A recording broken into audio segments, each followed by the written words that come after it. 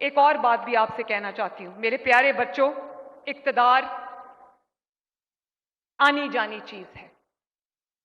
कल हम जेल में थे, हमारे पास इक्तदार नहीं था, आज मेरे पास इक्तदार है, अल्लाह ताला ने दिया है, कल किसी और के पास होगा।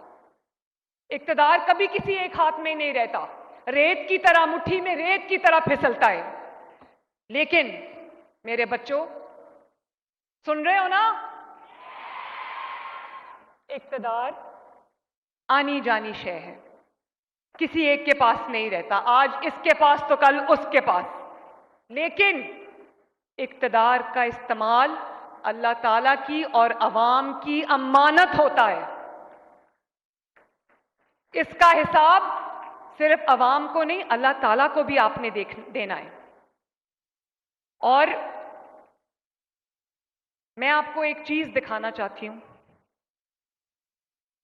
और मैं आपको यह बताना चाहती हूं कि आपने कभी ये काम नहीं करना। मेरे वालिद जब जेल में थे, उनकी आई थिंक 71 ईयर्स या 72 ईयर्स उनकी एज थी, 73 ईयर्स होगी, उनको जेल में रखा, वो बीमार हो गए। उनको मल्टीपल हार्ट अटैक्स हुए, तो वो बीमार हो गए, उनके प्लेटलेट्स ड्रॉप कर गए, उनको दिल की तकलीफ हो गई। उनका इतना मजाक उड़ाया गया, उनकी बीमारी का इतना मजाक उड़ाया गया। मेरी वालदा, मैं जेल में थी, मेरे वालिद जेल में थे। मेरे बच्चों, ये एक माँ अपने बच्चों से बात कर रही है।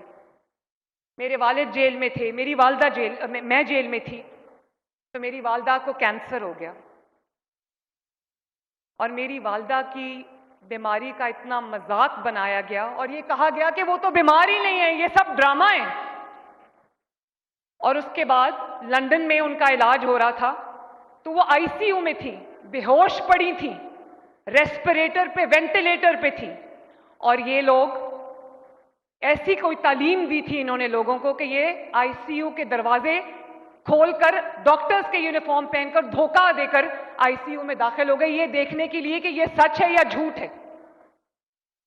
और मेरी वालदा की जब वफात हो गई, तो मेरे वालिद ने कहा कि यहां पर इंसान को अपनी सच्चाई साबित करने के लिए मरना पड़ता है।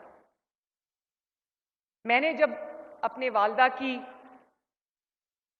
मौत की खबर सुनी, तो मैं उस वक्त जेल में थी। मेरे वालिद ने मुझे मेरे सेल में आके बताया कि तुम्हारी माँ जो है वो अल्लाह ताला को प्यारी हो गई है। मैं सिर्फ आपको एक बात, जरा वीडियो लगाएं जल्दी से। मैं एक चीज आपको दिखाना चाहती हूँ और फिर मैं बताऊंगी कि मैं क्यों दिखा रही हूँ। ये देखो,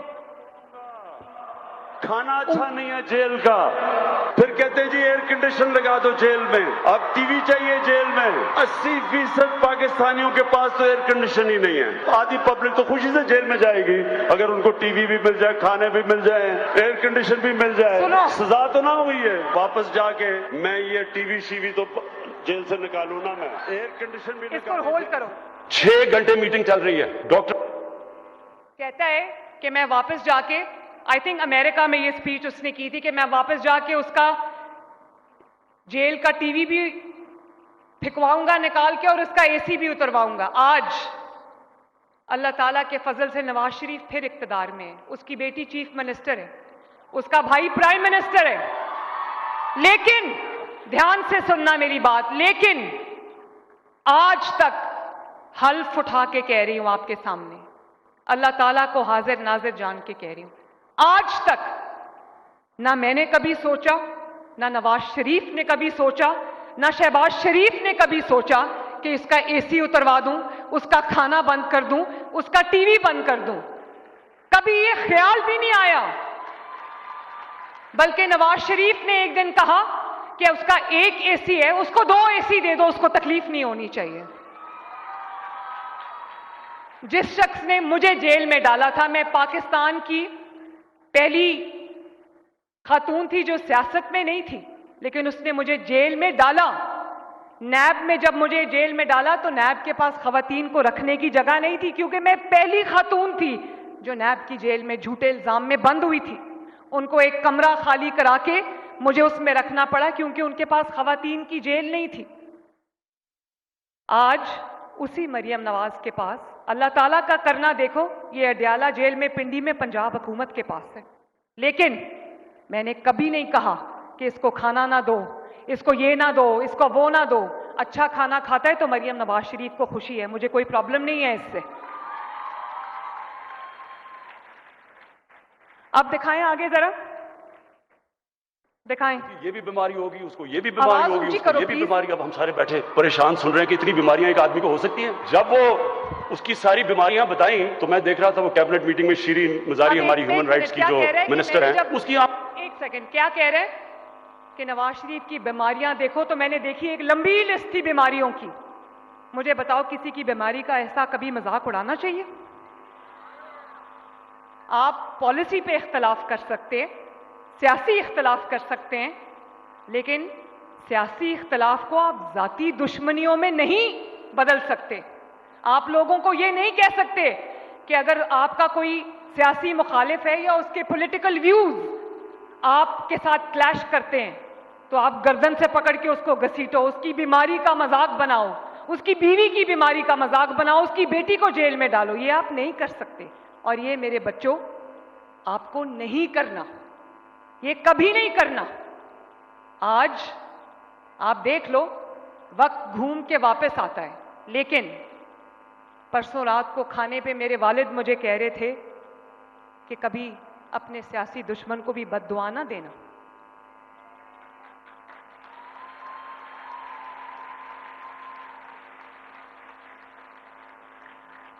आगे चलाएं जरा प्लीज। आंखों में आंसू आ गए। अब जो भी शीरीन को जानती हैं, अगर शीरीन मजारी की आंखों में आंसू आ गए तो सोचें कि किस तरह की बीमारियां हमें बताई गई थी। हमें खौफ आ गया कि ये वो जहाज की सीढ़ियों पे भी चढ़ सकेगा या नहीं।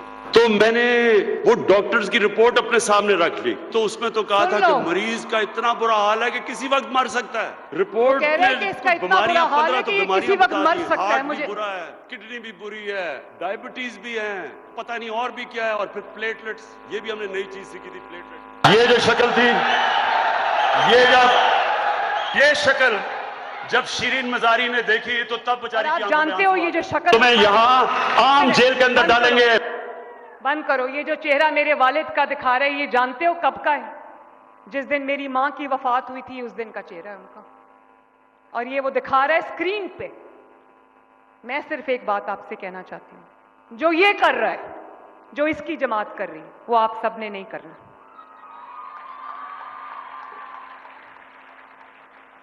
वो आपने नहीं करना। जो बीमार है हम उसके लिए दुआ करते हैं कि अल्लाह ताला उसको शिफा दे, और जिस किस्म की भी सहूलत उसको चाहिए, उसको डॉक्टर्स चाहिए, उसको इलाज चाहिए, वो उसको दिया जा रहा है। और ये बात मैं आपको ऑन ओथ कह रही हूं, उसका बुरा कोई नहीं चाहता, लेकिन मैं सिर्फ आपसे ये कहना चाहती हूं कि आपने जो जनरेशन बनना है, आपने जो जनरेशन बनना है, आपने ये हरकतें कभी नहीं करनी, कभी नहीं करनी। आप इख्तलाफ करें, आप किसी की परफॉर्मेंस पे सवाल करें, खिदमत पे सवाल करें, काम पे सवाल करें, पॉलिसीज पे सवाल करें, लेकिन जातियात को उठाकर पॉलिटिक्स से और पाकिस्तान से बाहर फेंक दें।